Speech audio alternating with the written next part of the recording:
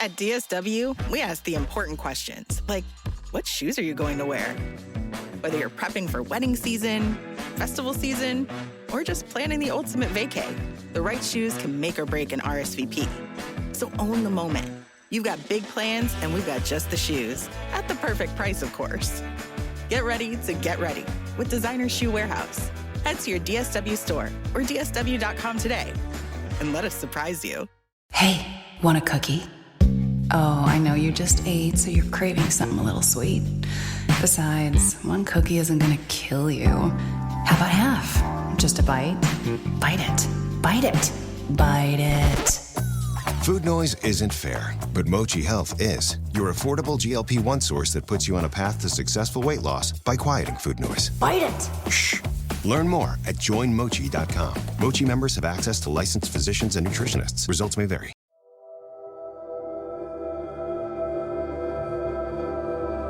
All right, so another special episode on Partners in True Crime. We have a very special guest. This is someone I believe, I think, I've known you for like 5 years, 6 years.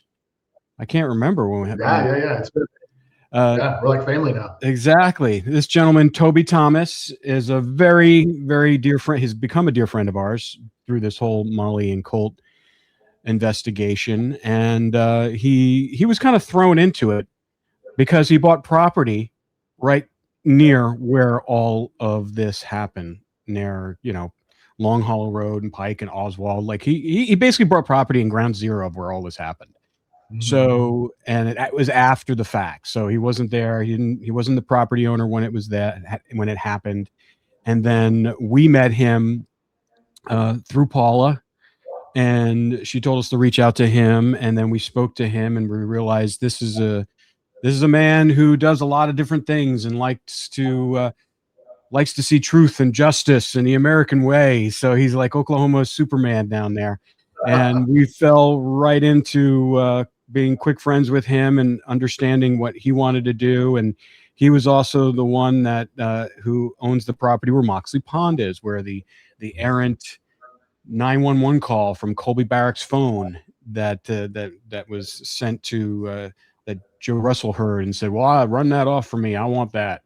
And so then we also, 3 or 4 years ago, we went and drained his pond. We drained Moxley Pond, and, at, considerable expense. Toby flipped the bill for most of it. We just flew people out there, and he had a backhoe there and a pump. And we had, we were there for like 2-3 days, and we brought Maureen out there, former FBI, and Cheryl McMullen. We brought everybody out there, and he put us all up, and we dug in that hole and found, remains, but they weren't Molly and Colt's, but there's something in there. Yeah. And what also had happened is those days right after Thanksgiving, when we went out there, is what we believe triggered the BIA investigation, because we found out that second night, when we brought another federally accredited cadaver dog search team down. They came down that night, and as soon as he got there, he goes, hey, listen, guys, this thing's going federal. And then obviously right after we left, BIA shut down the search of Moxley Pond and said, you're just going to have to wait. We're going to have to do it the right way. Mm-hmm. So Toby got everybody up to speed. So, and the last thing, and I'll let Toby explain a little bit more. Toby was an integral part of this last search and kind of assisted with the BIA and the Chickasaw Nation, everybody. He's basically was using his property as a staging area for them. And so he's been all in on this. And there's been a lot of stuff that has been going on.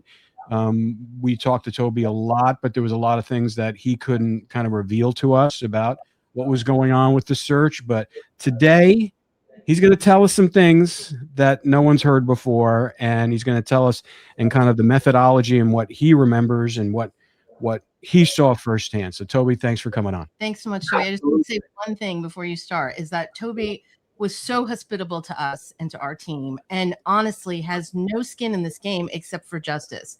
He lives in this area. His kids are in this area. And like all of the other people we've been talking to, you guys shouldn't have to live like this. And I think people like Toby are so exceptional because they come forward, they use their own resources, and they put their money where their mouth is, basically. And we couldn't be more grateful to him. So we just wanted to say that before we start, because everyone has their opinions, and we're here to just tell you the truth. Yeah. Well, thank you for those kind words, Cindy.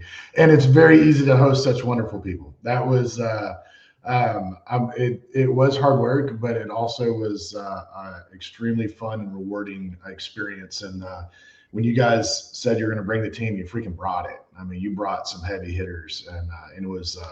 I do think it had something to do with the kind of inertia of that case and taking the turn towards the direction of having some closure for the families. So kudos to you guys, because I mean, there's a lot of pieces, a lot of people involved in this, and I hope to be able to talk about some of those instrumental people that, from my perspective.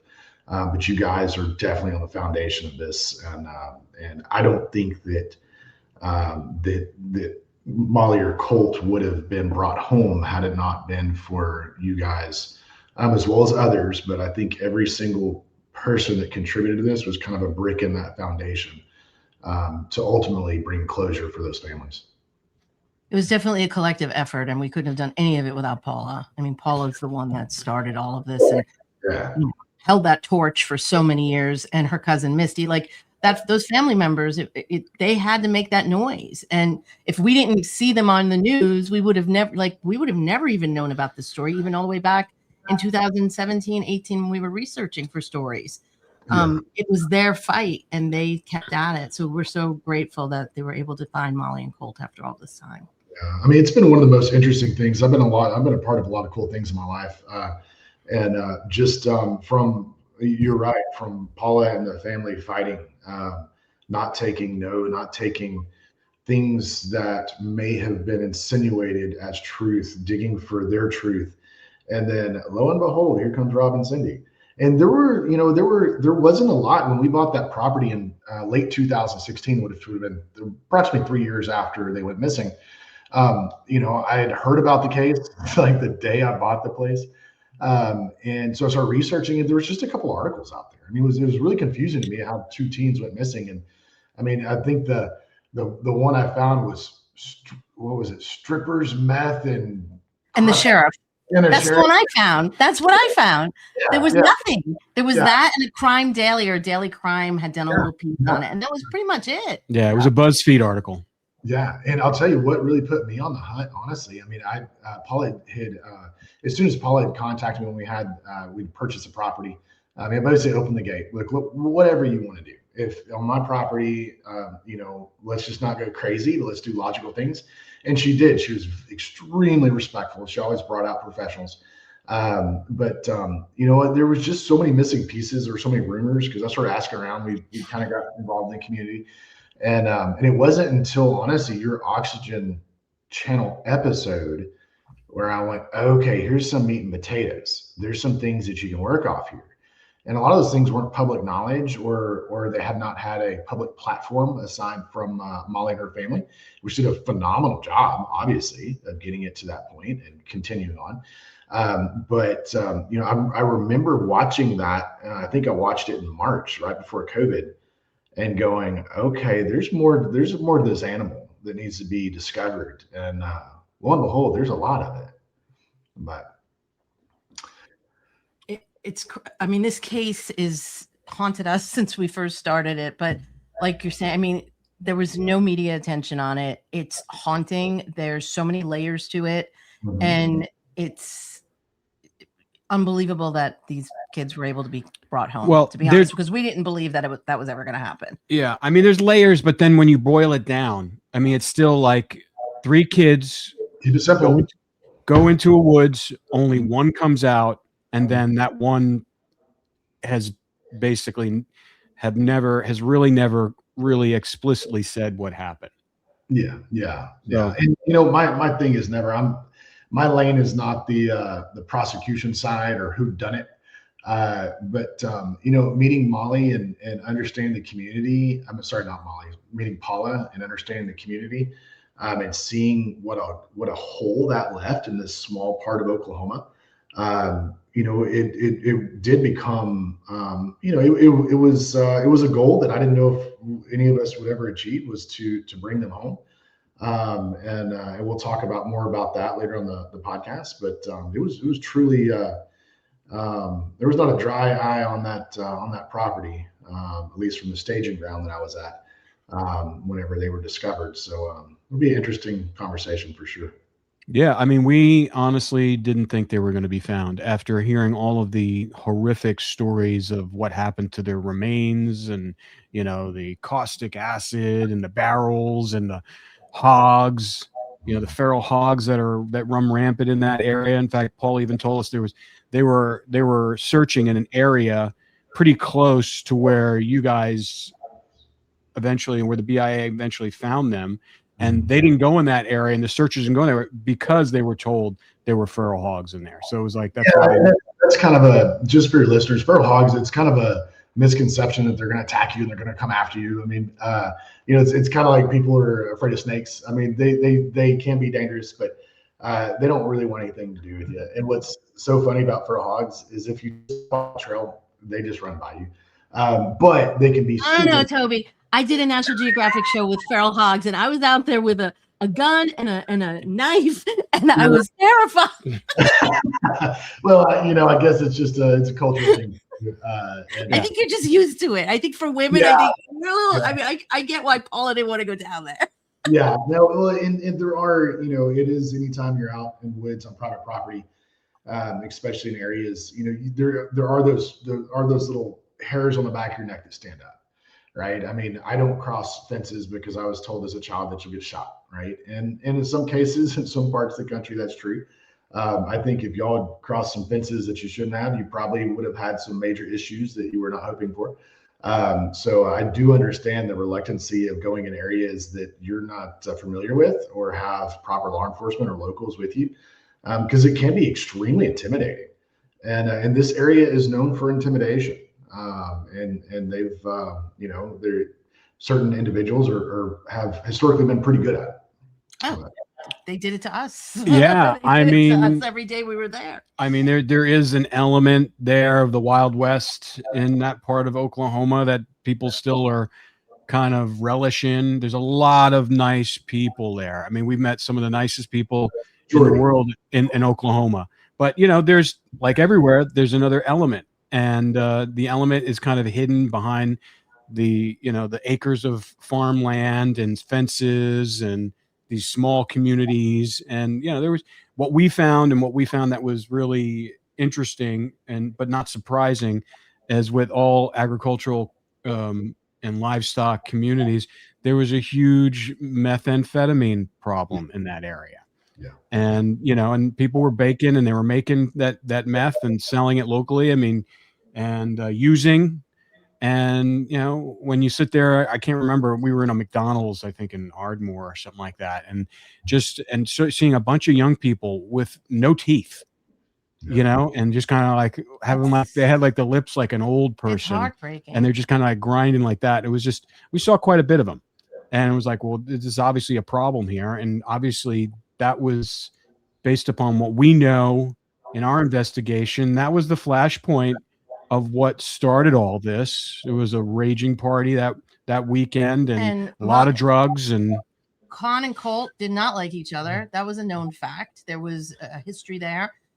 Colt had gotten involved with Con's ex-girlfriend and had a baby with her. And everyone that knew them said that they hated each other. They were only together because they were dealing drugs.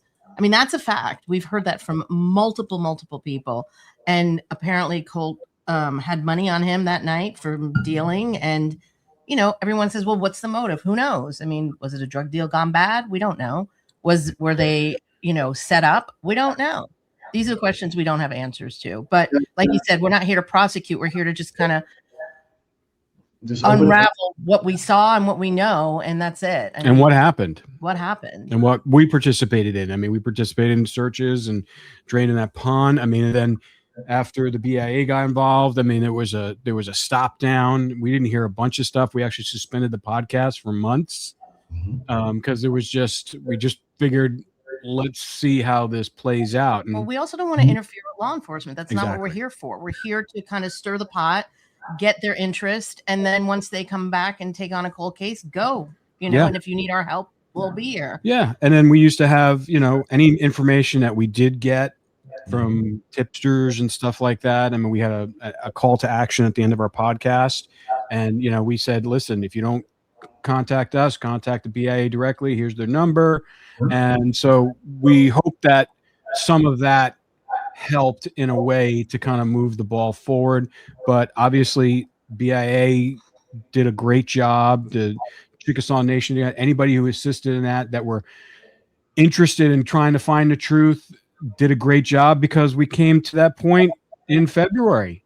And, and so let's talk a little bit about that. Like, how did you find out or get involved in this?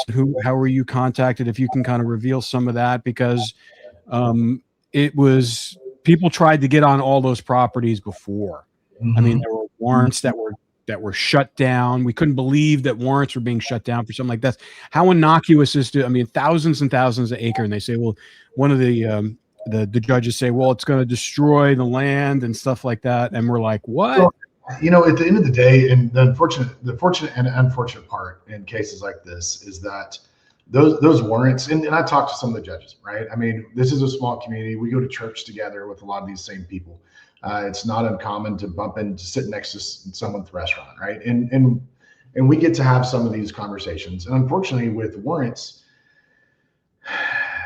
unless there's evidence of probable cause, it's very difficult. And when you talk about going onto someone's property, landowners, especially rural landowners, get very leery of that. And I can understand that. It's not the way I am, but I can understand that. A lot of people are not big fans of law enforcement. I'm on the opposite side of. We're huge law enforcement supporters. I can understand why people feel that way. I don't like it, but unfortunately, if warrants are hard to get, and there's reasons behind it. But when it's your case, it sucks, because you want to reach out there, you want that justice, and maybe they would have been found. I am of the thought or theory that they may not have been found. That area might have been checked off a list, because the search that was done in such a spectacular, grandiose process that, and it wasn't as simple as we got information. There was a leak that Toby Thomas on the press said that we got new information. We didn't have any new information. It was just a good old-fashioned grid search. And Vince, the special agent of the BIA, I mean, this dude is just a beast. I mean, he hit roadblock after roadblock after roadblock and found a way around it. And we'll talk some more about that later on. But back to your original question of how did I find out? And, it kind of goes back to your conversation about us draining the little spring in between the two lakes when you guys came down. And the dog handler saying, hey, look, like, it's federal now, and you guys stop searching, which, raised a lot of suspicions for us as a group because of the historical law enforcement involvement from the start of the case. And so a few days later, I decided that I was going to go to the FBI's headquarters and talk to them in Oklahoma City.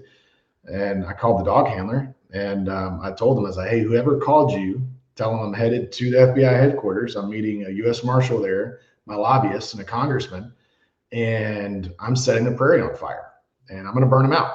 If he's good, he needs to call me. If he's bad, we're coming after him. And he's like, you're serious? And I was like, I'm dead serious. I'm 45 minutes away. And 10 minutes later, I got a call from Vince. And so he came and met with us the next day, explained why we needed to stop our digging process, which totally made sense from a legal standpoint. And so, he jumped into it. He reviewed all the files. He was working with OSBI and HB and BIA. I mean, everyone that you could work with, he was listening to all your podcasts. He was talking, as far as I know, He was talking to a lot of people involved, and you're right. Then it died off for a little while. And I mean, even we had phone calls going, "Hey, have you heard anything?" No, I haven't heard anything. Have you heard anything? And there was a few times where, we're kind of like, man, did they give up? Like where it was this feeling of almost like it wasn't desperation, because we're kind of past that, because there's only so much a private citizen can do without law enforcement's authority, without their resources. And granted, we brought the resources we could, right? I mean, if there was a resource we could bring, we brought it, because ultimately we wanted to bring those kids home if we could. And I'm with you. I think the only person at the end of the day that I personally know that fully believed that we're going to find him was Vince. Even after their remains were found, I was joking with him because one of the FBI agents had asked me, it was on another search. She pulled me aside and she said, "Do you think we're going to find him?" I was like, I want to, but I don't see it happening. And so like, I really thought the best thing that we could do as a community, because it really left a hole in the community. It left this unresolved thing in the community. Cindy was just talking about some of the questions that weren't answered. I mean, that's the worst thing in the world, especially for a small community, because it's always there. You're driving to the store and you see a sheriff, and the sheriff's department's great now. I mean, we've got really good law enforcement now, and you wonder, and those are things that we wondered as well, being that we were coming from Texas and moved to Oklahoma, I think it's brought a lot of closure. And I'm kind of skipping ahead, but my ADD is catching up with me.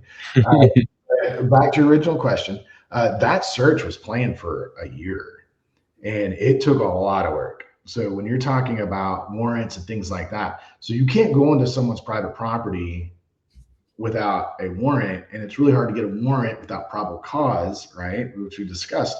So now you're going to convince a lot of landowners. This isn't just one landowner. You're talking about, I think it was like 20, 25 landowners to give permission to search in a 2-mile circumference of where the car was last found. And it was difficult. And it took a lot of trust. Let me just stop you for a second, because you talked about the judges say there was no probable cause. You just said that you guys searched within a 2-mile circumference of those property of where the car was found, and those properties, adjacent properties. To me, I mean, I think you can make an argument that it was a felony high-speed pursuit where 2 people went missing. Okay, 2 people went missing. Okay, to me, I think that's probable cause. That's, first of all, it was a felony. What Khan did, he put everybody in that car at jeopardy. He put the officers that were chasing him in jeopardy. They could have flipped the cars. They could have crashed the cars. They could have died. To me, it's like felony. He was going, like they said, 120. I mean, guys, this road, y'all been on this road, Oswald Road. If you want to go 120 miles an hour, going airborne, really getting it. And we're just now reconstructing this road. I mean, it's not a road that, I mean, I'm in a maybe statute of limitations. Sometimes I speed a little bit, but 60 miles an hour on that road, that's cruising, right? So 120 miles an hour, you're not just putting law enforcement in jeopardy. You're not just putting yourself and your passengers in jeopardy. You're putting any civilian on that road in jeopardy. And I guarantee you on one of those turns, one of those corners, because it's not a straight road, that in order to keep that speed on something, you have to know what you're doing and follow the road and swerve out along the road. That could have killed multiple people. And we've had multiple accidents, multiple fatalities on that road over the years. So that in itself, I'll be honestly, is pretty impressive that he was able actually to get back to his location going that fast. But you're right. You're right. He did it so many times. Yeah, no, he was good at it. And these guys know this area really well. I mean, they know these roads. And a lot of them don't leave the area. And some of that's social economic, some of that's family, some of that's just I like where I live, right? And all those things are okay. But kind of back to your probable cause, like, look, I'm not going to disagree with you. But when you go to the legal standing of it, in which I had to research a lot of this because I had the same questions you did, like what the hell? even when you get a warrant, you have to get a warrant for a specific area, right? So let's say it's a well, right? You have to get a warrant for that well. You have to describe the physical area. You cannot search past that physical area. Now, if you see something, it's different. But to get a warrant on a 2-mile circumference with 30 property owners, that's, I'm not going to say impossible, but pretty difficult. Because if it could have been done, Vince would have done it. Exactly. From state to federal, right? So, you know, I've been in a process of a few warrants, not on myself, thank God. But it's rightfully so. It is in some cases a nightmare to perform. And if something goes wrong, the judges sign off of that, and I don't know the liability to that, but you know, it is a community that people vote those judges in, right? Which can go back to the beginning of the story, but we don't need to at the moment. Exactly. Yeah, so I'm not going to disagree with you on that it should have been done before. No. So, you know, what I thought was that, you know, Oklahoma, the BIA, I mean, they threw a lot of resources, a lot of assets at this. And if the only outcome was that entire area was searched properly by the book with a proper search team, proper cadaver dogs. I mean, dude, they had a electronics dog out there. I didn't know they had electronics dogs, and those dogs were trained to smell glue in our cell phones, right? Like super cool. So they threw a lot of resources at this, and what you know, at the end of the day, if we'd not found them, at least law enforcement could say we did it. Exactly. And lo and behold, we brought them home. And that is obviously the goal. But the probability of this, I mean, I still think there is some divinity involved after 13 years. And you've done 70 podcasts about this. And how many podcasts have we talked about pigs and predators and all those things, even rodents, right? So like rodents, they chew on bones. And bones, depending on the area that you've been exposed to, they don't last as long as most people think. You know, we're not finding mummies and a pyramid. We're finding humans that are laid out to rest, and it was a miracle. I mean, that's the way I see it, because the law of probability doesn't play out any other way. But that, if we want to call it a miracle, that started with Paula, you guys, Vince, HP, Texar. I mean, they had medical examiners, archaeologists. The Chickasaw Nation brought buses. Verizon set up Wi-Fi towers so they could keep comms going. They had GPS locators so they could actually map where every single person stepped. Most amazing operation I've ever seen in my life. And I think, honestly, at some point, this should be a case study of how law enforcement interacts together, because you've got so many agencies that, and you guys have worked with lots of different law enforcement agencies. I've worked with a few in my life, and typically you've got red versus blue, right? Home team versus visitors. And the communication sometimes gets stalled. Sometimes you don't have the interactions you would hope for when you have a common goal. None of that. There was no pride. There was no ego. It was the most professional, put together operation I've ever seen in my personal life. Well, let's talk a little bit about Vince, because he's the center of the spoke of the wheel here. Yeah. And based upon, I mean, how was he able to coalesce all of those different agencies and get the property owners to sign off? I know you had a little bit of a hand in helping getting the property owners, since you're a local and you knew these people, but how was he able to coalesce all of this personnel and technology for this one thing, for this grand search? Well, I can only speculate, because the dude is phenomenal at what he does. From an outsider's perspective, and I kind of had 1 foot in, 1 foot out, just because I was local and had a lot of contacts and resources. I mean, with the landowners, that was an uphill battle. Some were very amenable to the idea. Some were not. I understand all the reasons that they were not. Some of that, the foundation of that's trust, because we've had a lot of trust issues historically in Southern Oklahoma with our law enforcement.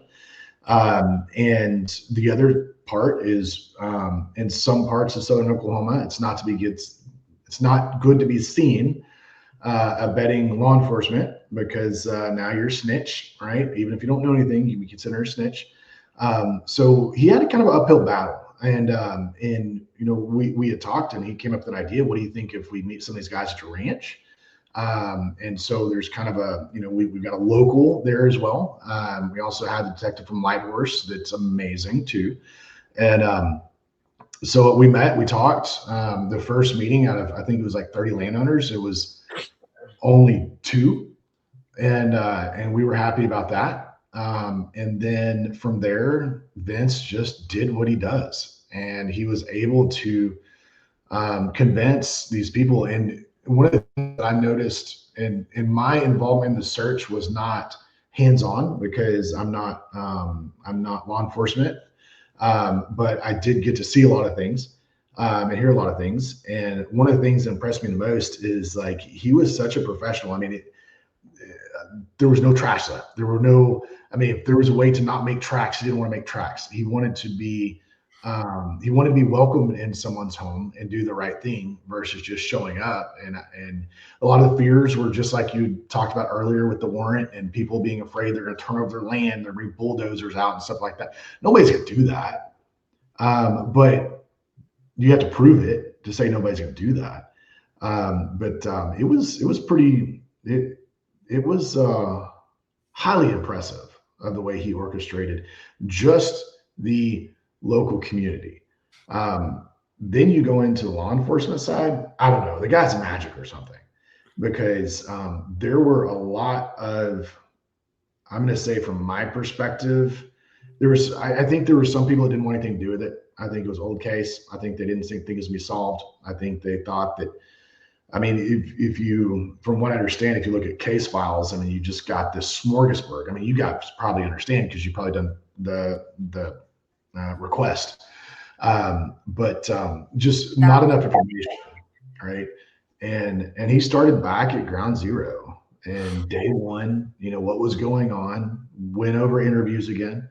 I know we listened into a lot of y'all's stuff as well, pulled from every resource he could that I'm aware of, and got it done. And in fact, in some cases, there's some issues with the way that some of the laws are written as it pertains to law enforcement and searches and civilians.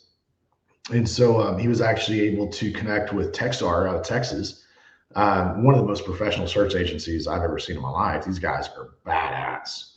And he was able to get them engaged on the search. And I think that added tremendous value. It's a multiplier effect versus having 30 people searching. Now you got 160.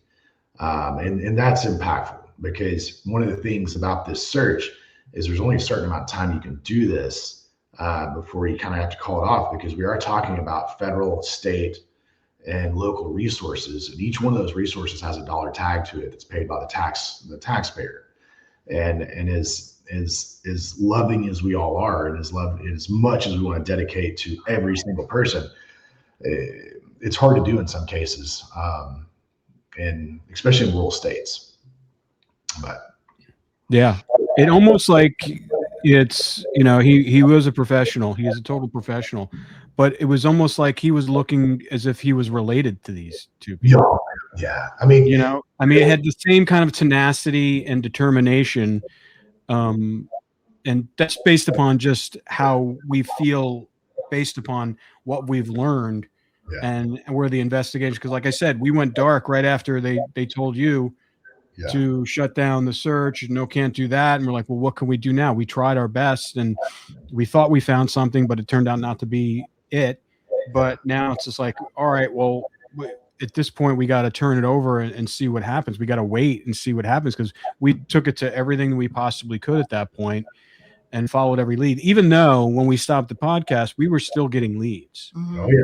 And so whenever we got something that we felt that was interesting, we would turn it over to the authorities and make sure that they knew about it. And they didn't even respond. We would just say, listen, we got this, because we have a hotline and people reach out to our podcast and send us emails, we just say, all right, well, someone sent this. So we would send it and we wouldn't get any response. Yeah. And so, which we assumed we weren't going to, but apparently whatever was coming through that pipeline, now we can honestly say more than likely that Vince checked out everything that came across.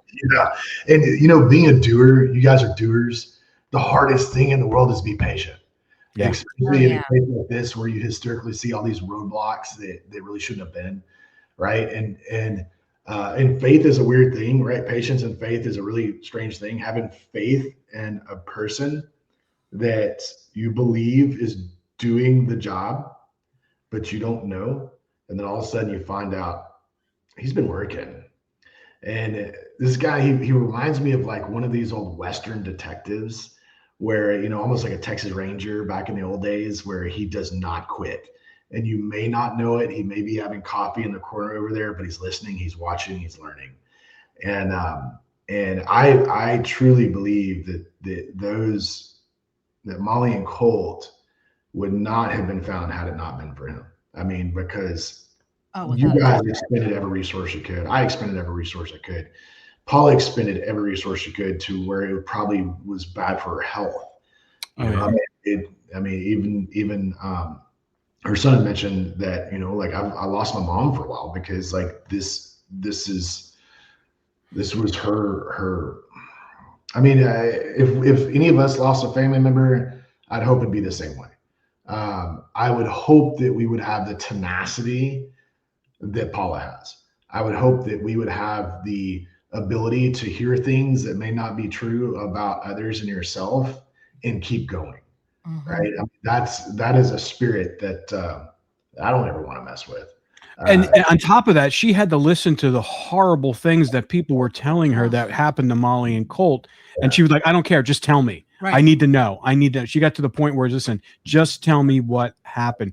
That to get to that kind of level of clarity and determination, you got to be some strong individual. Yeah. Well, and kind of getting back to the search, and I apologize. I kind of chase rabbits a little bit. Don't worry. It's the way it goes here. So what was really cool about that search too is it took a year in planning, right? All of those resources we kind of lightly touched on, and nobody knew it was happening. Y'all didn't know it was happening. Nope. Y'all didn't know it was happening. The local law enforcement didn't know it was happening. Judges didn't know it was happening. DA didn't know it was happening until 7 a.m. on that Tuesday, when 160 federal agents and state agents and search team came driving down to Oswald, and they turned into my gate. And I tell you what, the place lit up. I had friends that live in the area that were being called by other people saying, what's going on? And people left the town. Like people left town just because they didn't know what the hell was going on. Wow. And even my wife didn't know, and being able to keep it from my family was so difficult. They probably thought maybe it was a cow anthrax scare, it's like that kind of thing. That's usually what happens. Yeah. Or some of the rumors about me are true. They finally got me. There he is. Yeah. But no, it was incredible. I'll let you continue. Otherwise I'll just verbally throw up on it. No, I mean, keep telling us what happened that day, because like you said, like we didn't know that the search was going to happen that day. Well, also, we knew that Vincent was working hard. We just knew in our guts when we spoke to him the first time that this man was going to see this through. That was going to happen. And he was just going to fight to the end. No matter what happened, he was going to just keep going. We could tell from the beginning. And Paula had the utmost faith in him as well. So, but we didn't know this was going to happen. It was so hard because Rob called me, and I think you're on the phone too, Cindy, like during the search, because obviously as soon as, it went off, right? And everybody kind of knew what was going on. And y'all called, and I couldn't even tell you. I mean, I don't know what they're doing. I think there's a bunch of people out here having fun. I couldn't tell you. And that was so hard. And I even had to, I did call Paula and apologize to her because she'd asked me if I had any updates. I was like, not that I know of, but I couldn't. And the only way that would have worked, let's say that there was evidence, right? And if they were tipped off, that evidence could have been moved. We don't know, I mean, maybe they'd have an exposure. I don't think so, but it's not out of the realm of possibilities. But low probability that died from just exposure. But that's my personal opinion, by the way. That's our personal opinion too. I mean, I don't believe they died from exposure, only because I've seen the police reports, I've seen the witness statements from the next day. It doesn't make sense. It just doesn't. And the fact that, if that was the case, why didn't anyone see these bodies long ago? Somebody. Yeah, and I don't buy it. I can speak a little bit to that comment about someone not seeing the bodies.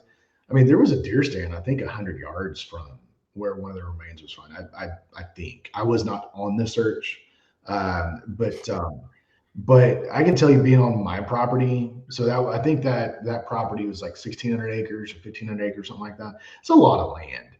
And I can tell you that we've got 3,000 acres, and I'm avid outdoorsman. I love to explore. I love to look for treasure, arrowheads and old artifacts. And I've spent a lot of time on my property, and I still have probably put my boots on the ground on half of that property. And I can't tell you how many times I've probably walked over something that could have been seen. So, to say that someone, that landowner would have discovered them, it could have, 100% could have, but it would take some type of reason to see that item, if that makes sense. Yeah. So it does get a little. I think let's talk a little bit about the landowner, because the landowner it wasn't the original landowner for when this happened, correct? Yes, that's my and it was someone who didn't live in the area. So it was someone who bought the land, but really didn't live in the area. Lived in Texas, I believe. So it's not someone who'd spent a lot of time on that land, or had done, unlike yourself, who, the land that is adjacent to where all this stuff is, where your ranch is, it's not where you live. It's just the land that you have. And that you have livestock there, you have exotic animals there, you have it's just your land, and whatever else you do with your land, you bought it for there. You don't actually physically live there, even though you have a dwelling there and you host people there and you host events there. It's more of like an event place for you, and it's a land for that. So, notwithstanding this Texas landowner who bought this property, I don't know when he bought it, but he bought it well after Molly and Colt disappeared. And so there's no context for him. He doesn't live there. He doesn't really care about the local story or the lore of missing Molly and Colt. He just cares about his land and probably doesn't really give a shit about anything else. Well, I can't speak to that because I don't know his opinion about that, but I could say that is not out of the possibilities. Yeah. So that's probably why no one really found him at that point. Also, just to be clear, that this person was not there when it happened. Exactly. This person didn't have any knowledge of what might not even known really what was going on. And adjacent landowners, and you got to remember too, like he lives next to one of the suspects, and quite honestly, with the rumors in our local community, I can see why maybe he, if he did believe the way that y'all believe, that he didn't care or something like that. I don't know that to be the case. Maybe he cares tremendously. But I could see how he might not want to have anything to do with it. Sure. Right. That's not how you and I think. Right. But that's also how some people think, is they'd rather stay away from it than be involved. That way they don't have any problems. Well, yeah. I mean, it's understandable, but it wouldn't be something I would do or Rob would do. Or he would do, but we're not going to judge someone for doing that. Yeah. But at the end of the day, I just wanted to be clear that this person was not there in the beginning. They did not tell Paula they couldn't search there. This person had no knowledge and wasn't even involved, because people are saying things like, "Oh, they wouldn't let Paula." That's not true. So, I don't know that part. Yeah, I don't know that but it wouldn't be out of the realm of possibilities. Now we've heard from multiple people that Con started a fire that day. Did you hear anything about this? Yeah, we highly suspect he did. So it was interesting. There were some. Insurance isn't one size fits all. That's why customers have enjoyed Progressive's Name Your Price tool for years now. With the Name Your Price tool, you tell them what you want to pay, and they'll show you options that fit your budget. So whether you're picking out your first policy or just looking for something that works better for you and your family, they make it easy to see your options. Visit Progressive.com. Find a rate that works for you with the Name Your Price tool. Progressive Casualty Insurance Company and Affiliates. Price and coverage match limited by state law. What they did to your family, you're lucky to make it out alive. Streaming on Peacock. These men are going to come after me. Taking them out is my only chance. Put a bullet in her head. From the co-creator of Ozark. Looks like a family was running drugs. Execution-style killing, it's rare for the Keys. Any leads on who they might have been running for? The cartel killed my family. I'm gonna kill them. All of them. MIA. Streaming now. Only on Peacock. There's some odd mannerisms or behavior during the search. The first day of the search, there was one of the search members was at our local convenience store at the end of our road and said that he was very upset about something and slammed his door. Con was? Yeah, Con was. Very upset about something and slammed his door so hard that it locked the keys in his car and the alarm went off. And then at around 4:00 that following morning, the second day of the search, my property was set on fire with some state and federal agents there. And thank God the humidity level was low enough and the wind was low enough. And then a passerby saw at 4:00 in the morning that our ranch was on fire. And then subsequently, one of his properties caught fire. So very interesting behavior. I'm not going to read too far in that. That's not my lane. But I would say that it definitely it perks some interest. And I think following that, his place catching on fire, which was later that afternoon, that he left the area. It's my understanding. Left his dogs, my understanding is everything. I don't know if he was going back, but he definitely was not there. And I don't know if he's been back, but that's just kind of local information I've gathered. Okay. All right. Well, let's get back to the day that the search and everything, because obviously your property where they were using as base camp for, because of its proximity being pretty close to the search area. So, so what were you hearing coming back to the base camp after, that first day, that second day, and then tell us what you heard when they finally discovered something? So, that was an interesting afternoon. I was at base camp with some of the SWAT guys, and a call came in that human remains were found. Shock, high fives, but still, I think a feeling of disbelief. And then I think it was a few hours later that second set of human remains was found. And it was interesting. I had a weird feeling that morning that we were going to find them. I don't know why I had that feeling. It was as people came back, right? So once that some human remains were found, and granted, they had all the resources there. So this was not calling the medical examiner that's going to have to drive in from Oklahoma City, right? This wasn't having to have archaeologists on call. They were there. They were searching. Every person that was on that search was doing something. And they had everyone there so that if something was found, that there was no delay, right? And Vince set it up, and he and I joked a little bit about it a couple of times. He's like, man, if this doesn't work out, it's a career killer. And I was like, I'm not going to lie to you. It could be, but it sure didn't end up that way. And so he had complete faith that we were going to find those kids, to the point where he had brought in all the resources as if he knew we were going to find them. And they did. And I think the emotional shock was interesting, because you had people that broke down and cried. I mean, these are tough humans. These are people that see a lot.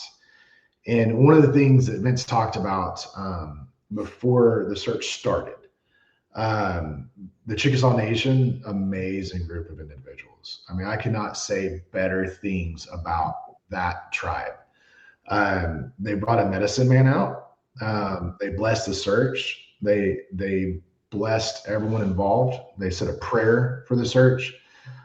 Vince got up and wanted everyone to understand that these,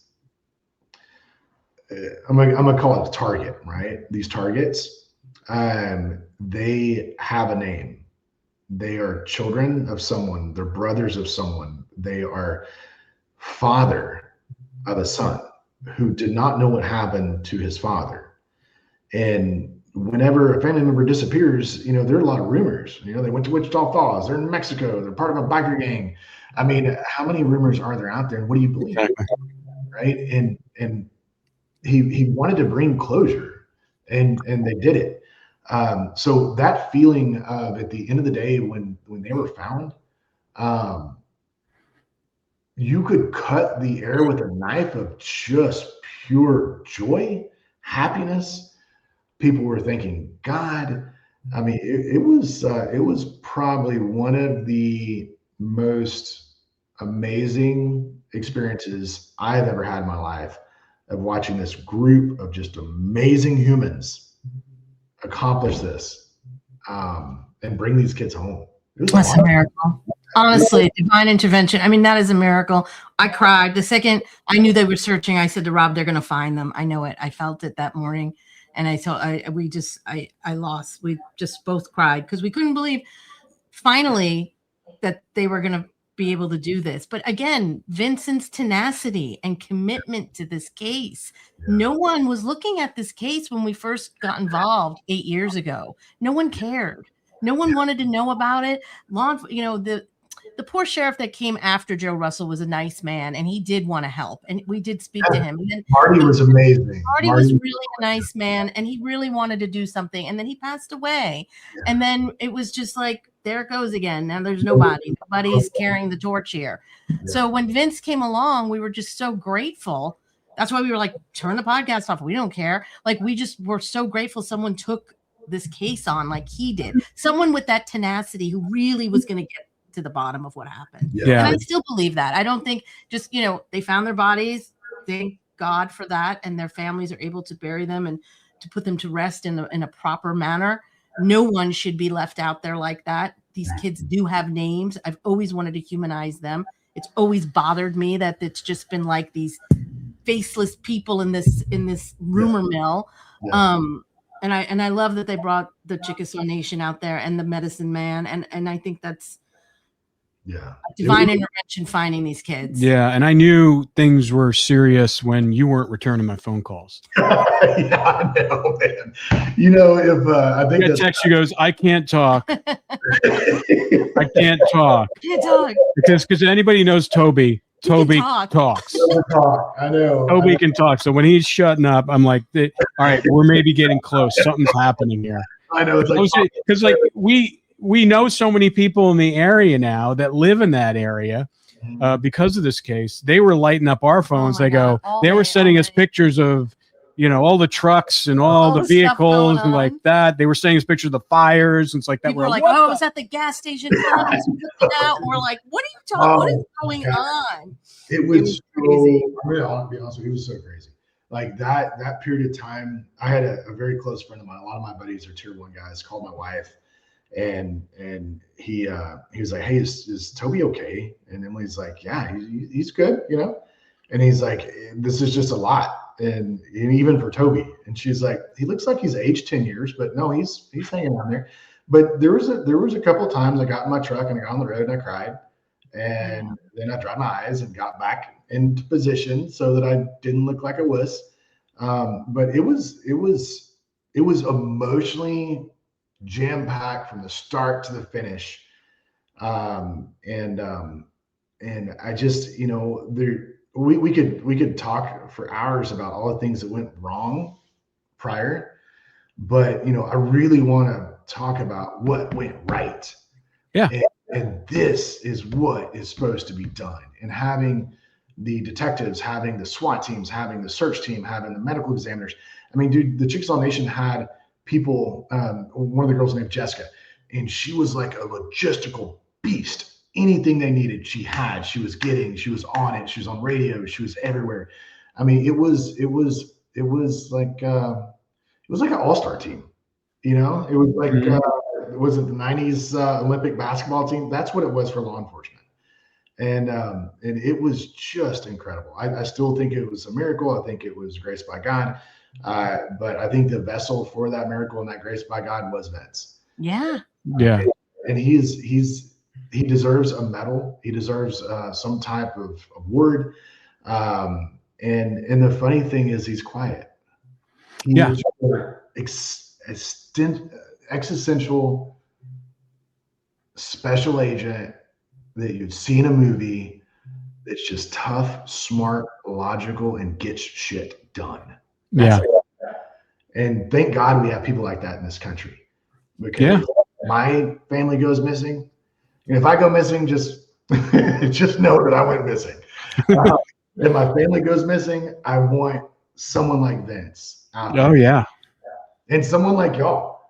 I mean, y'all don't get enough credit. I mean, you stirred the pot. You got the information out. You asked the questions. You guys. I mean, obviously we've talked about pillars to this case, and each one of those pillars, if you don't have it, if it's like a stool, if it's two-legged stool, it's not going to work. But those pillars, I mean, you guys are one of the fundamental pillars of bringing those kids home. And I commend you for what you do as a profession, because it's not just getting information out. I know that you love what you do, and what a great, amazing life that you get to do what you love. But you're doing what you love and you're bringing people home. I mean, that's a big thing. Well, we appreciate that, but it was kind of, we couldn't, we're both born in the New York City area. Okay. So it's just like when we started hearing some of the details, I mean, when you're raised in an area, you're raised not to trust the face value. That the first words that comes out of people's mouths is like, all right, that's bullshit. Let's break it down. Let's see what it is. This doesn't add up. Let's, what's really going on here. That's that's when you grow up in that area, that's how you're taught. Also, I grew up in a town where the local law enforcement was very corrupt and put someone in prison who did a child in prison, a 17-year-old boy in prison for murdering his parents that he did not do. And the local law enforcement was involved in putting him in prison. So I grew up with that on a really wealthy part of Long Island that you can't even believe something like that would happen. So I'm always was suspicious. I mean, I have cousins and family members who are law enforcement, and I'm pro law enforcement completely, but I couldn't believe the corruption that I saw growing up in my little town. So when we got involved in this, I was like, and it's like, we're not, I don't even know how is this happening? And we're not investigators. So we go and we run this shit by professionals, people that we know, that like I grew up with a guy who was a 20-30 year veteran homicide detective in New York, did over thousands of cases. And when I'd start talking to him about this, he goes, what the he goes, this should have been solved in 24 hours. None of it. It's like, saying all our investigators is saying something a little too lightly. I think you guys are badass investigators, but I get it from the bad side of it. But, journalistically, yes, we are investigators. We will dig. Okay, we're not going to let it go. We are dogs with a bone. I will say that. Is as journalists and investigators in that respect, but we're not law enforcement. We're not PIs. We know the law, but only from what we can know as laymen. And we like to give the professionals their props because that's what they do for a living. Absolutely. And that's what, we respect them for what they do. And people like yourself. I mean, it's incredible what's happened. I'm just curious, like where they found them. I know people are still confused. I think we just have to put a map together here. How, and I don't know if you know the answer to this, but do you know how far from where the car was left? We were told 0.6 of a mile, like north. That they were found. Northwest. Well, it's interesting because like I didn't know that until I was watching your podcast and you said 0.6. I immediately messaged Vince and was like, so I actually messaged Vince after I saw that on your podcast. I was like, dude, like, because I'd heard a mile and a half, right? And he literally was like, where'd you get that information? I was like, Rob knows it. Well, obviously you got it from the family members, right? So I think you're right, just because of that response. I don't think it was now 0.6 of a mile, right? Is not that far. And it, from where that car was last found. So, if we did roll the film back, it should have been found, right? But we are where we are today. Right. It makes sense. And this is the thing about Vince. Like, even I had these, these wild suspicions and theories. And whenever I would approach him with one of these things, he'd say, let's be logical about it. Why? Show me the logic in that. Show me the human nature in that. Right? And like, well, you don't understand, the people down here, they're tough. They can drag a body 3 miles. Nobody's going to do that. Nope. Right? But they're lazy. We get spun up. We're like, oh yeah, it makes sense. I mean, I've drug a deer half a freaking mile. No, I didn't. I drug it 100 yards to my side-by-side, right? Because it's hard. It's hard work. And during the summer, you'll pass out, right? So he just broke everything down and kept it simple. And he followed by the book search and recovery tactics. He deployed the right resources, the right technology. I mean, they had LiDAR, they had drones, they had all those things. And guess what? When you have a good plan and you actually put the right people in place, sometimes you get the results you're looking for. But if you don't have a good plan, you don't have the resources, law enforcement isn't working with you the way they might should, and you have landowners that don't want you to be on their land, you're not going to find anything, right? So he just did it the right way. And should have been done that in the beginning? Absolutely, it should have. Right? Is this a travesty? It's 100% a travesty. It's terrible. No one should have to go through this. No. But I will say that Southern Oklahoma has had a bad rap for law enforcement, right? We all know that. The reforms have come. Crime has gone down. You have education going up. This is something that all the way at the top with our governor, and I think our new governor that's coming in, these guys are focusing on this because. Well, I hope they do. Because the Noah Presgrove case needs help, and that's not far from where this happened with Molly. No, it's not far off. I mean, my daughter knew him, right? I mean, these cases that you guys are after. I mean, my daughter knew Noah. Like these are things that you hear on a podcast, right? And you're like, oh my God, that's so terrible. When you live it it's terrible. And I have not dug into that case. I'm afraid to. Yeah, very similar. It's infuriating, Toby. I stay up like read. It's hard. Yeah, it's a hard one. Keep after that bone because y'all are doing something right. Well, I want to get back to what you said about the new leadership in the state of Oklahoma is coming out. But I saw an article that came out, and I don't know if it's correct or not, but they came out with a RICO statute against a lot of sheriffs in Oklahoma. There was a list. There had to be like at least 50 of them on them. And so it looks like they're taking aim at some of these smaller sheriff departments that have been just like Joe Russell did for 16 years before they were able to oust him out, that were ruling these like a feudal system. Like they were just kind of making up their own shit and doing whatever they wanted, scaring people and doing all that. I can't tell you how many people came to us and said they were terrified to talk. They were terrified to say anything to law enforcement because they were afraid of the repercussions. And then even after they came on the podcast, they were being harassed. I had an executive protection order that I put in, emergency protection order I had put in place on my family because of a threat. I was carrying body armor and an AK-47 in my truck every single day for 2 weeks for my own personal protection and my family's protection. And the witnesses didn't come forward because they were afraid. right? And I get that. I do understand that. But you have to lean into that. If you cower in fear, if everyone cowers in fear, justice never comes. And the state of Oklahoma has seen that. It's not untypical of a lot of rural areas. You look at Mississippi, look at Louisiana, look at Texas for a while. These reforms are coming, right? The old days, those, and you can't holistically do it. I think if we were going to say everything's going to be amazing, I think we would be just out of our minds. Yeah, I know. It's human nature.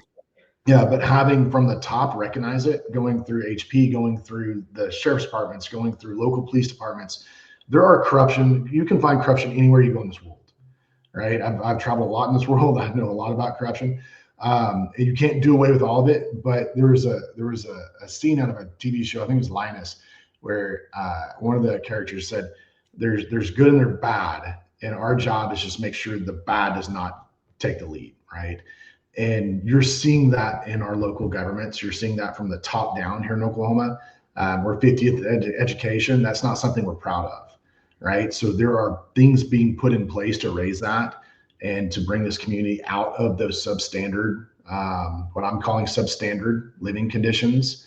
And we've got the right, my personal opinion is we have got some of the right politicians in place today and tomorrow that are going to help progress this. And hopefully we will not have this many unsolved cases because we'll have not only the right people involved, but the right resources, because some of these sheriff's departments are underfunded. Part of the reason that we built this training facility for firearms was during COVID. That was BLM, that was Antifa, all these things. And a lot of it, I started looking into it. Okay, what are the statistics? What is all of this, right? And I did find that a lot of local law enforcement agencies did not have adequate funding for adequate training.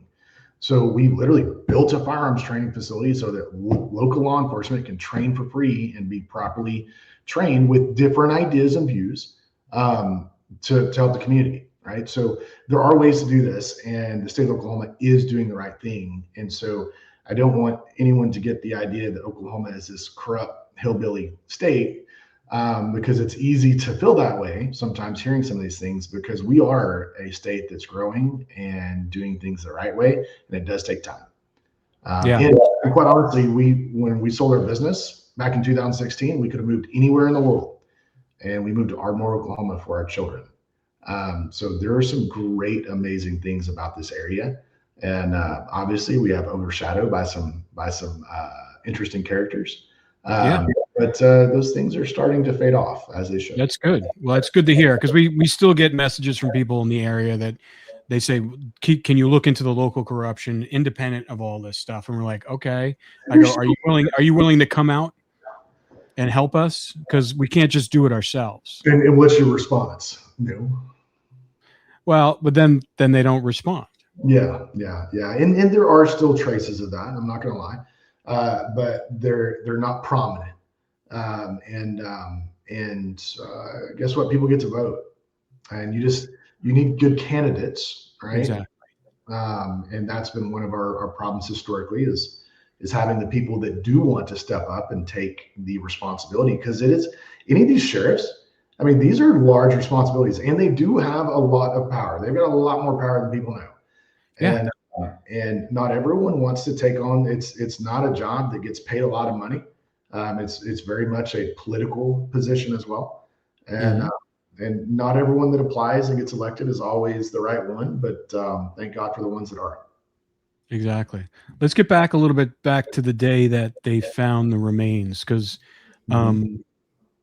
when we finally found out, obviously through the grapevine, we didn't find out from you, but it quickly got back to us that they found remains. Real fast. Yeah. I think in an hour we found out. Yeah. But when you found out that they found remains, because we felt we were convinced that was them. What were your thoughts when you at base camp, when they called down and they said that they found remains? 100% them. I mean, there was no, I mean, I know the question's been answered or asked a few times on your podcast. How many people have been gone missing in Love County? I know there's quite a few. I should have actually looked this up. But 100% we knew it was them. I'm saying that from a personal perspective, the feeling that everyone had. I mean, that was the feeling everyone had. I didn't know, you had a guest on recently that talked about some items that were found. Like those things weren't talked about. I didn't know that stuff. And rightfully so. I wasn't federal or state, right? But knowing that there were human remains found, knowing the location, if it wasn't them, we got a whole nother problem on our hands. But we all felt, I don't think there was one person there that didn't feel confident that it was not them. But rightfully so, they had to send the medical examiner to make sure, because the last thing in the world I would ever want is to be told that one of my loved ones was found and it happens to be someone else. Mm-hmm. And even I'll put this on the Chickasaw Nation too. Whenever the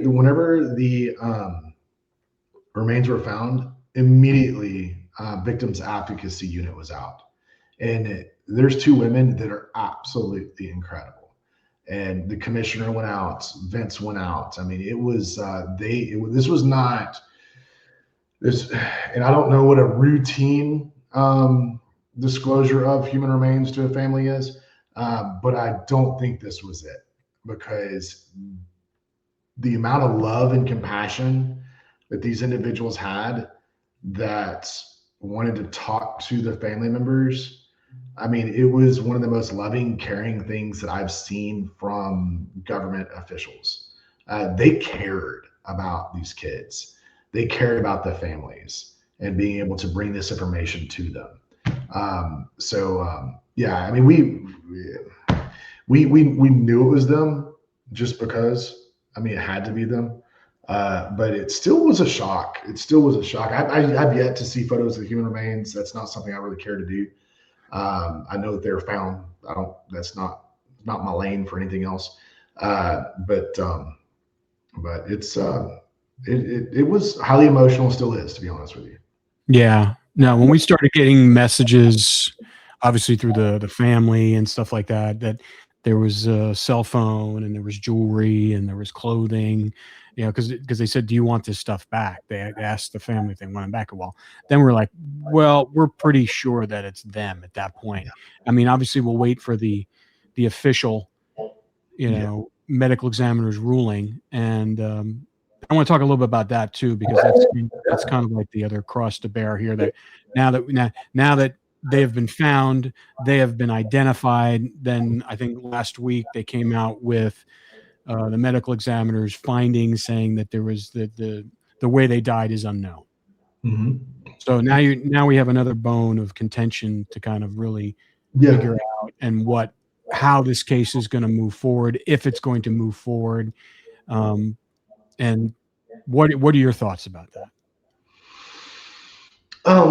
Here's the thing. I'm not a medical examiner by any means. I do believe after 13 years, unless there was unless there was signs of a bullet wound, things like that, I think that one of your last guests had talked about a hole in a skull. Here's the thing about this area. Whenever remains are found of any species, depending on where, if they were subsurface, it'd be a little different, but I think my understanding is they were kind of topical. But some of it was subsurface, and that would just be common for just aging over in this type of environment. You're going to have rodents that are going to, the reason that they chew on bones is calcium, and they look for that calcium. So it's not uncommon for me to find a pig skull, a deer skull, a coyote skull that has a hole in it just from the way that it's laying.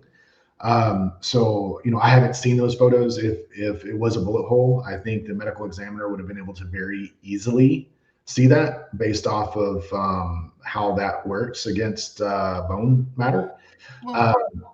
Go ahead, Cindy. No, I'm just curious, was it a forensic? Well, we've worked with a lot of forensic anthropologists who do the medical examiner's reports on skulls that are very old. We had one case in Florida where a skull was found in a swamp. They couldn't figure out who it was. They didn't even know who the person was. They had no identity. So a forensic anthropologist ended up taking that skull and was able to figure out what happened to that person and ID them. But it was a long process.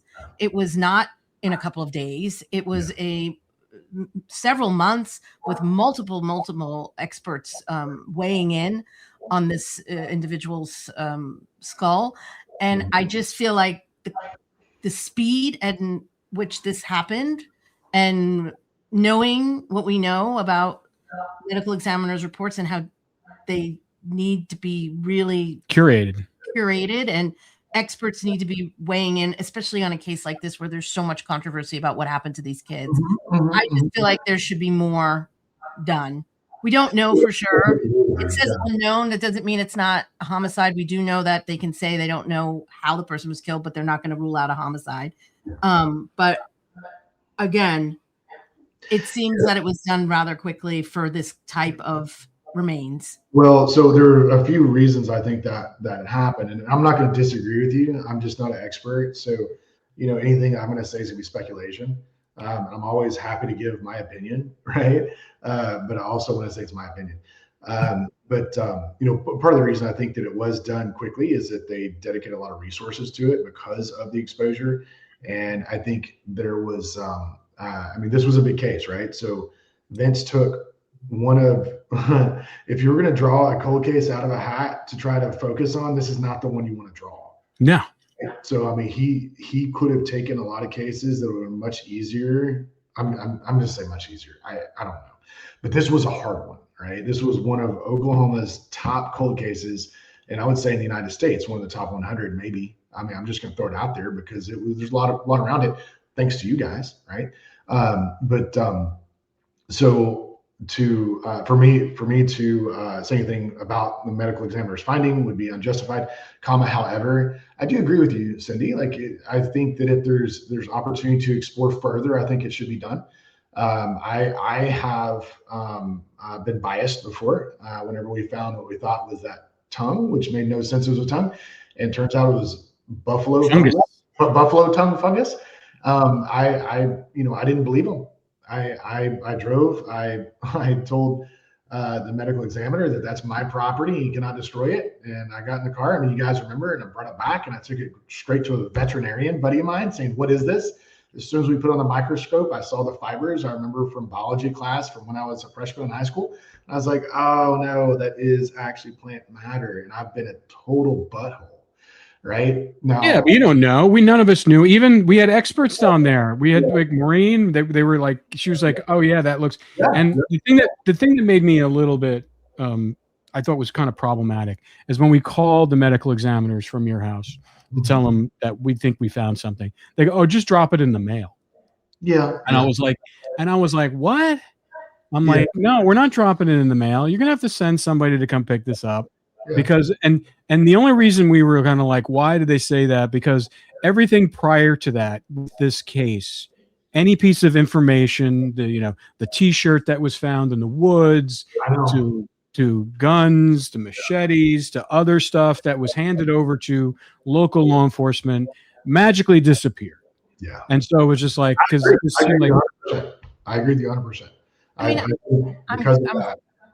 I'm glad that they brought the medical examiners out there with them. They did the right things. They did all the right things. And we're not criticizing the medical examiner's office. We're just curious as to why maybe it didn't take a little bit longer, just from our experience with other remains that, were older than Molly and Colt, that they had to get stuff with like this. So my suspicion, this is just my suspicion, is that because of the profile, the high profile of this case, the amount of disinformation that came out immediately. One of the reporters, super sweet girl, just moved here, and as soon as it was disclosed that human remains were found, I'm here at Battle Springs Ranch where the human remains were found. I'm like, it wasn't found on my ranch. So there was a lot of disinformation coming out, as you guys probably remember. Sure. And a lot of people jumping on bandwagons that probably shouldn't have, that all of a sudden were experts and knew what happened, right? And that doesn't do much for a case. And it may have worked in this case's favor, but I don't know. Time will tell. But I personally think that's the reason it didn't take 8 weeks. But at the same time, why not have a second opinion? There's nothing wrong with that. Absolutely. That's what I'm saying. Why not? It was something high profile like this, because what people are going to believe now, because we've gotten it also, the same medical examiner's office on the Noah case, where they said first they came out and they said one thing, and then the second time they said, well, it's unknown.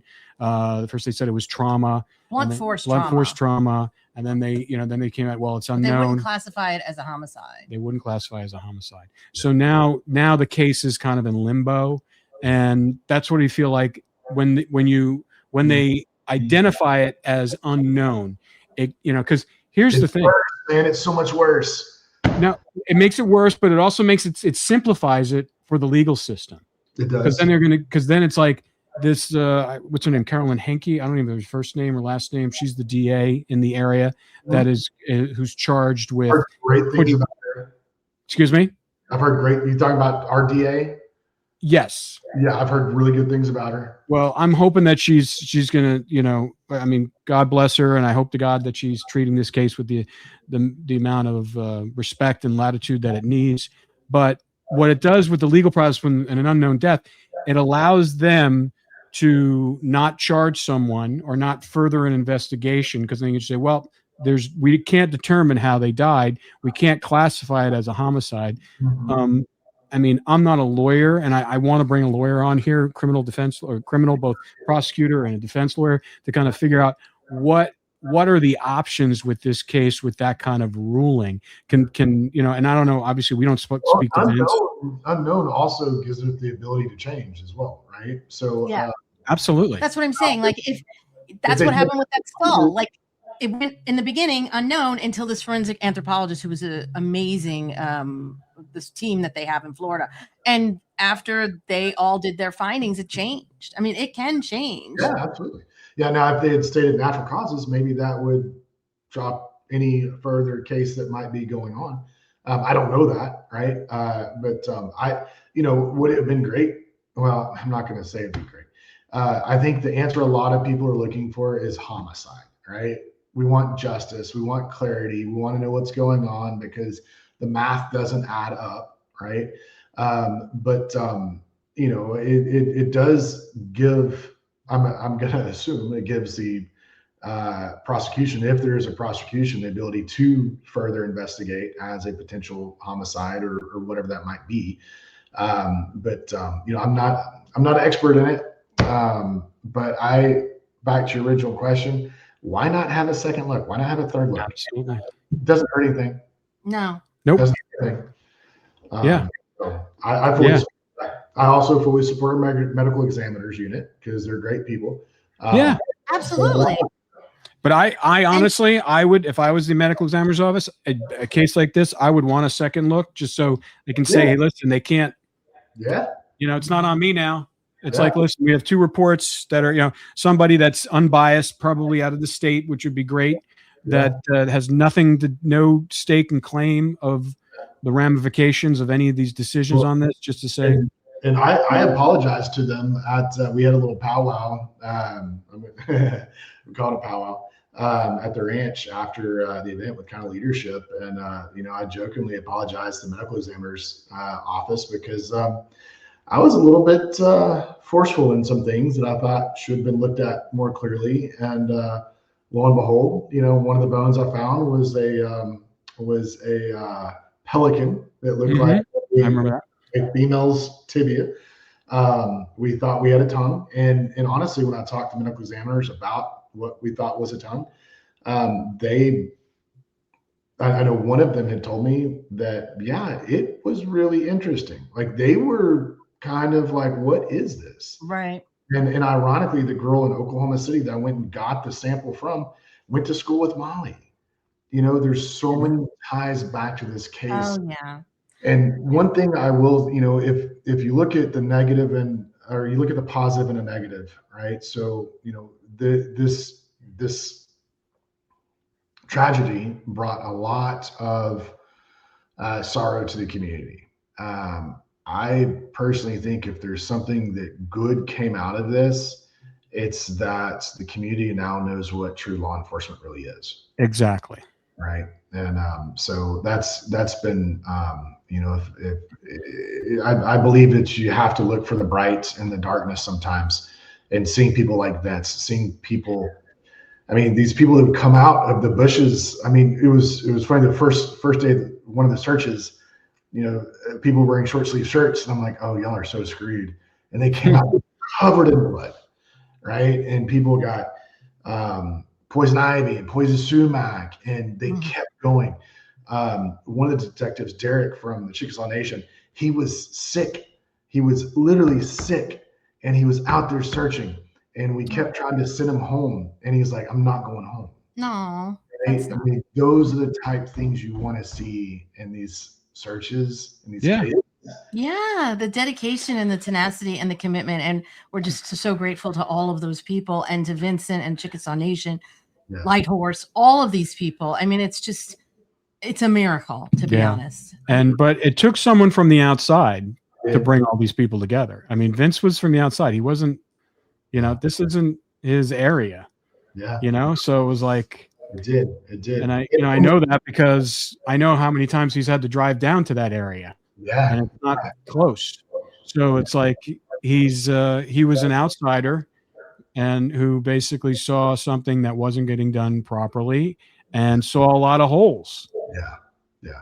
Well, and honestly, after this, case is well, let's just say wrapped up, right? I do think there should be a case study done on how Vince completed this and brought everyone together, because if this was a standard, we would have a lot less missing people and probably a lot less crime. I don't think it's standard. I think that we have these anomalies in our government, these people, and I got to see one, which is really cool. Because you guys were scheduled for a 4 or 5 day search. You found it in a day and a half. Yeah, I know. So that just means that you guys were so prepared. He prepared everybody and did his homework before he even got on that game field, and he knew exactly what to do. Well, not only did he do his homework, there were speed bumps, right? There were walls, and they would appear unpredictably, and he was able to understand those walls, find a way around those walls, and accomplish the goal time after time after time. The tenacity, I mean, it's the same thing you guys do, right? Like the not give up, the not complain about what it is and just find the right answer. It's what he did the entire time. I mean, it was super impressive. And I'm sorry I haven't been able to give more of the juicy things that may be out there, but at some point, I think a lot of those things will come to light. Yeah, no, they will. It all comes out. It all comes out, and hopefully like I said, we just hope that there's some other. Now that we have one resolution, now we need another resolution because, because I honestly believe that they didn't die of natural causes out there. Yeah. I just don't. And everybody I talk to about this, and it doesn't make sense. They don't die from natural causes 0.6 from a mile from where the car was dumped. We also think that car was moved. I mean, there's so many things here. I mean, there's I would agree with that. And I would agree with everything you just said, Rob and Cindy. And I mean, the math points that direction. And let's just say we're all wrong. Right. And, these guys have been, chastised for a long time. It may be justified. I think it's justified. We could be wrong, but in order to fulfill that, the case has to be completed. Well, it's not our opinion. I mean, we're basing our assessment on very politically correct. Oh, I know you are, but I'm saying for us, I mean, we're basing our assessment on witness statements and evidence that we've seen and recordings that we've heard and things that have happened. I mean, it's not just like, oh, this is our opinion. I mean, I don't want to ever persecute someone who didn't do something.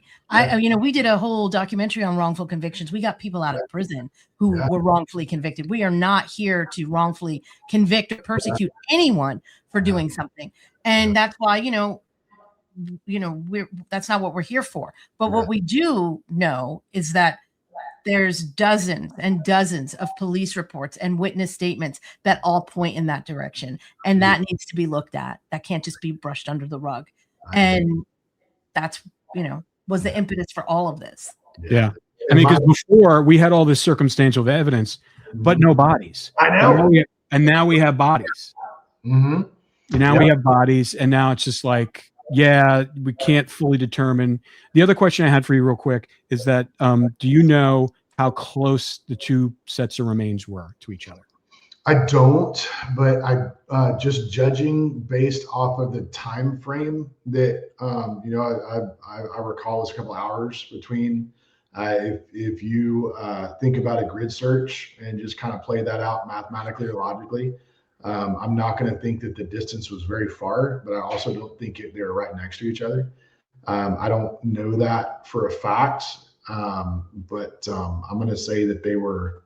If I was to guess, just based on time frame, I'd say 100 to 300 yards from each other, just based on time frame, just because the grid was set up properly, and knowing the distance and time it takes to travel through that type of terrain.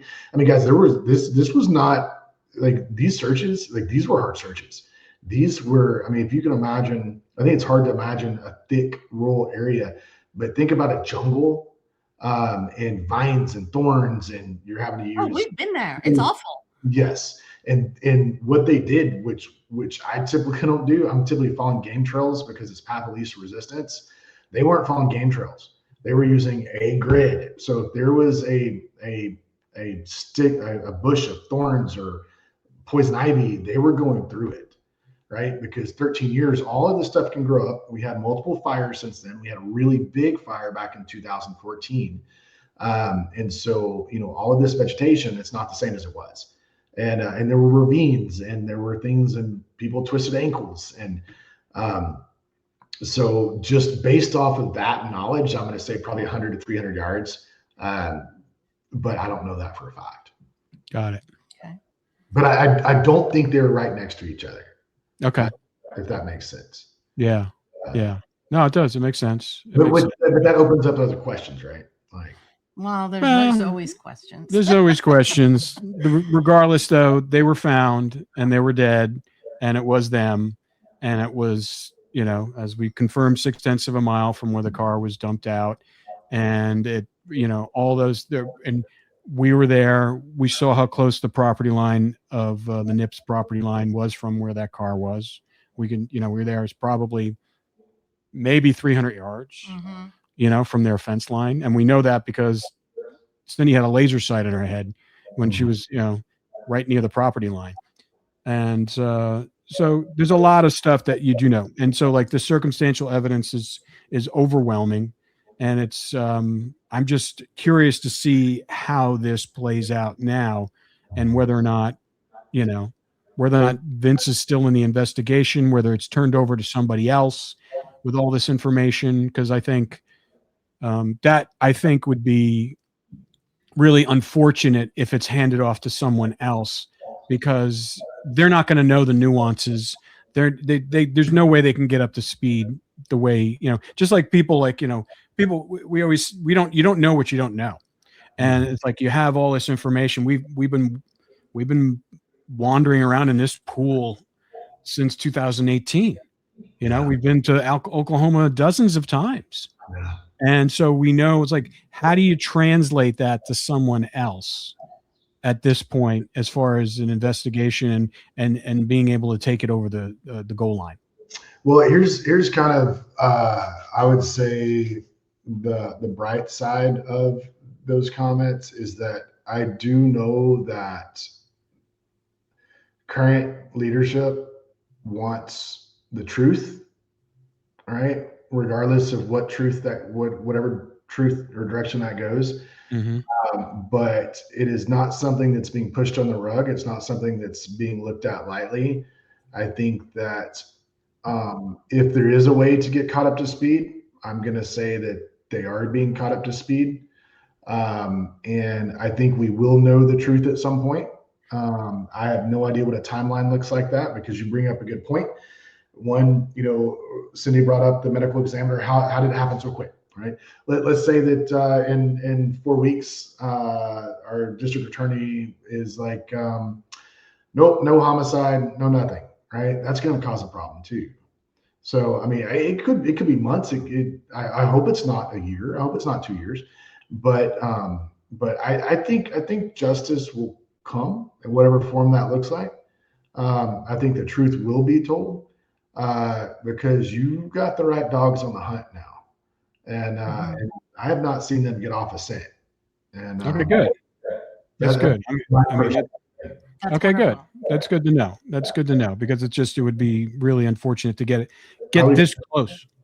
Yeah. You know, I mean, because it's just it's heartbreaking, and I know, and hopefully this is the poster child for that area for these young teenage kids to, you know, really kind of understand who you're hanging out with. Think twice. Molly was just a teenage girl who had a crush on a guy, you know. She just, and that's the thing, Cindy. I was thinking about this today, actually, just kind of thinking about the podcast and how many times in everyone's lives, in my life and both your lives, that there's a fork in the road, right? And you can take one side or the other, and that one fork leads to another fork in between. What is it? You're always 5 steps away from murder.